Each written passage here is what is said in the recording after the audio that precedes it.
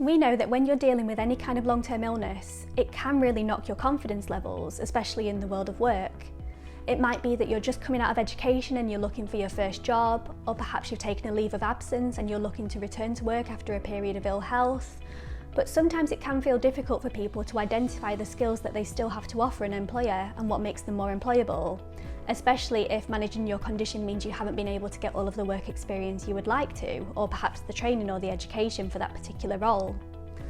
All of that said, however, we know that some of the skills that are most desirable to employers these days are skills that actually come from dealing with chronic illness day in, day out, and also perhaps caring for somebody with a chronic illness. So with that in mind, today we want to share 5 ways your chronic illness makes you more employable.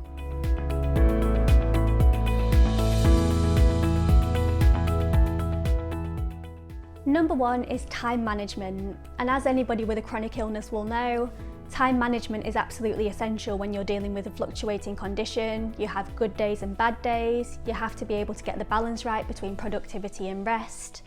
And being able to manage your time like that, not only in advance, but also being able to reevaluate it on an ongoing basis depending on how you're feeling, also translates to an environment where perhaps you might have lots of competing tasks and you have to figure out how much of your time and energy you need to assign to one thing as opposed to another one, so that can be a really valuable skill. Number 2 is active listening skills. And what we mean by this isn't just listening and paying attention, but it's the ability to take in lots of information at any given time and being able to sift through that to get to the most important bits that you need to retain. People with chronic health conditions are often inundated with lots of information about their health, and I really think you learn how to think critically about what you need to take in and what perhaps you need to let go just to have the brain space you need to get through the day. And that translates really well to situations where perhaps you might have to be taking in a lot of information on a daily basis and perhaps producing that in more accessible formats, or figuring out how to condense that down to complete the task that you need to do. So that's an invaluable skill to have, especially in the current climate as well. Number 3 is self-motivation, and this is obviously of huge importance. Anybody living with chronic illness or caring for somebody with a long-term illness will know that every day you face dozens and dozens of invisible barriers.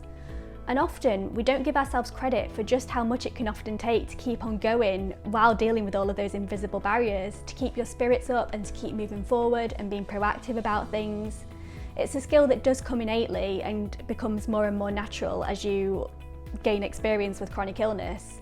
And again, that's absolutely invaluable in working environments where perhaps you might face setbacks in your daily role, but you have to be able to pick yourself up, look at how to get the best out of that situation and to keep on moving forward. Self-motivation is absolutely invaluable, and that's something that's particularly appealing to employers and recruiters. Number 4 is the ability to prioritise, and like time management, this is definitely something that comes with practice simply from living with a long-term health condition of any nature. Often you have to be able to look at the things you need to do within a given time period and think, which of these does it make most sense to do in this moment, and which of these could I perhaps push back if I don't feel up to it. And again, that's something that just seems to become part of your nature when you're dealing with chronic illness on a daily basis. But having that ability to prioritise lends itself really well to roles where you perhaps have lots of different duties, you have to wear lots of different hats to get through the day. Being able to look at a to-do list and think this needs to be done now, whereas this could be done later, again is a really invaluable thing, especially if you're working in that role with limited energy.